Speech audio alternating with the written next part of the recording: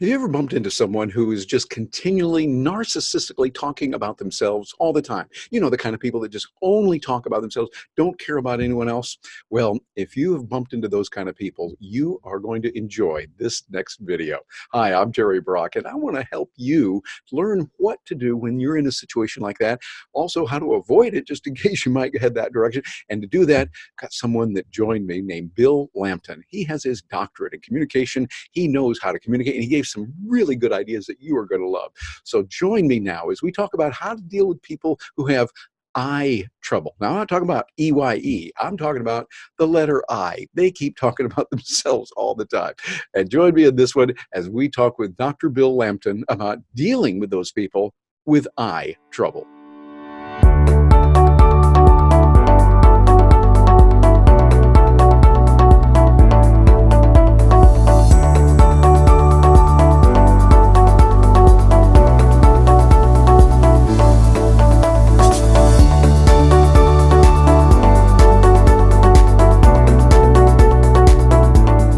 Today, we find a lot of people in America are concerned about themselves and has even been called a nation of narcissists.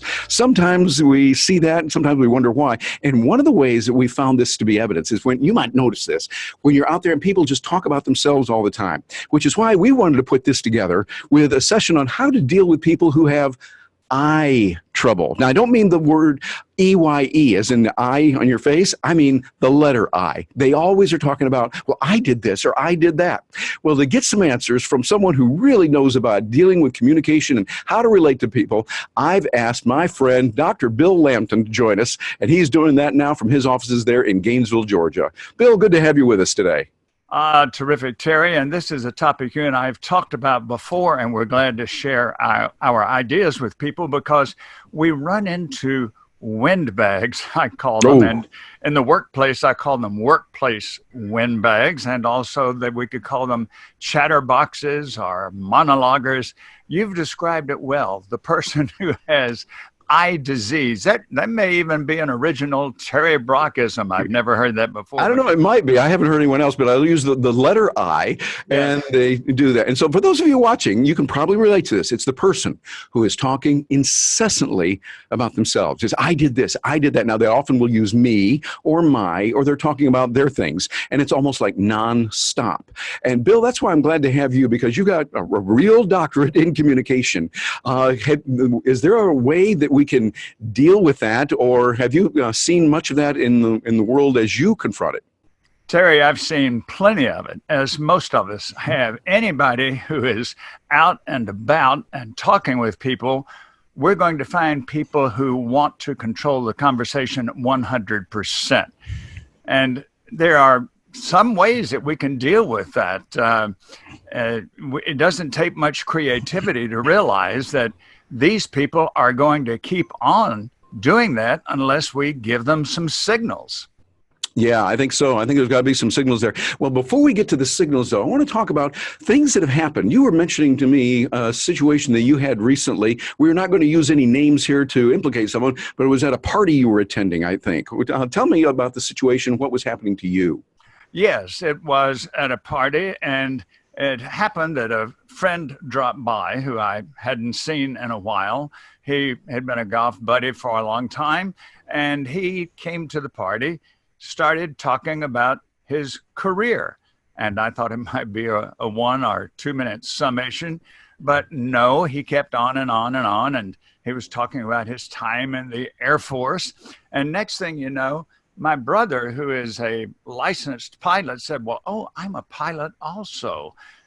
The guy didn't pick up the cue at all. That would have been a wonderful time to say, hey, you know, what kind of flying do you do? What kind of plane are you in? What's your career in aviation? But he just went back to talking about his own Air Force career and the planes he flew and all that.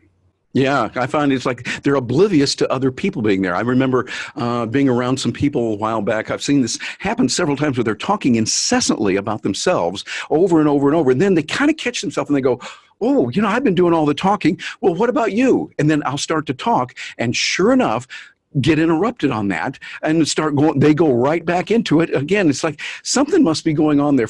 I'm not a psychologist, and I know you're not a psychologist, but you studied a lot of communication. What could be going on inside that person's head that's doing all the talking, that has the eye trouble? First of all, they're not aware of the way they're dominating the situation. If they were aware of it, as we are aware as listeners, they would probably be quite embarrassed and maybe even apologetic. Another factor that you and I have talked about is it might be that there's some insecurity involved with these people because they don't know how to do a back and forth conversation.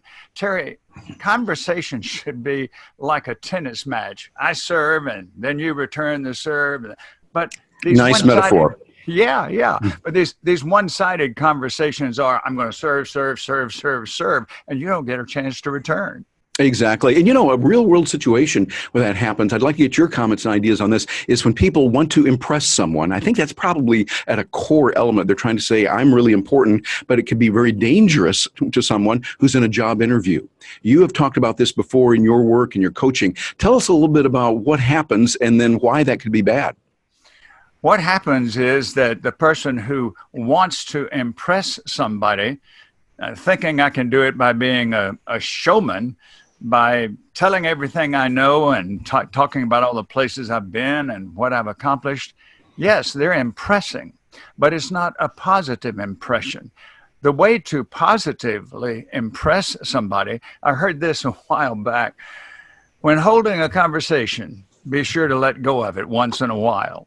I like that. That makes a lot of sense, because it seems like if all they're doing is talking over and over and over, they're trying to say, oh, please like me. Or please like me. It's almost like, yeah, there's something wrong there. But it also can be intimidating, and it becomes very unpleasant. I've had times when I've sat and talked to someone and they keep actually listen to them talk at me in a monologue and just go on and on. And I remember being in a situation once where I was talking to a lady, and she seemed to go on and on. I kept looking at her, but I could see her watch. She went on for an hour and a half. We had time to do it. We were at a very relaxed situation. I said, I just want to see how long she would go. And she just kept going on and on and on. And I think, why would someone do this? Maybe they're trying to say, please like me, or something inside. I remember one time, Terry, when I was vice president of development at a college, one of the faculty members who I had not met, I was quite new still at the college, one of the faculty members called me and started talking to me about a grant that she wanted me to help her write. And before long, I started timing her conversation.